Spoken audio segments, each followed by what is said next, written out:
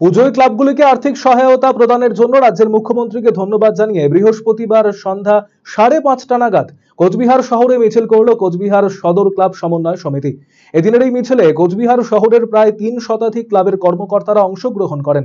এদিন কোচবিহার লালদিঘি সংলগ্ন এলাকা থেকে এই মিছিল শুরু হয়। রাজ্যের মুখ্যমন্ত্রীকে ধন্যবাদ জানিয়ে কোচবিহার সদর ক্লাব সমন্বয় সমিতির পক্ষ থেকে এই মিছিল বলে এদিন জানিয়েছেন তৃণমূলের কোচবিহার জেলা সভাপতি অভিজিৎ দে ভৌমিক।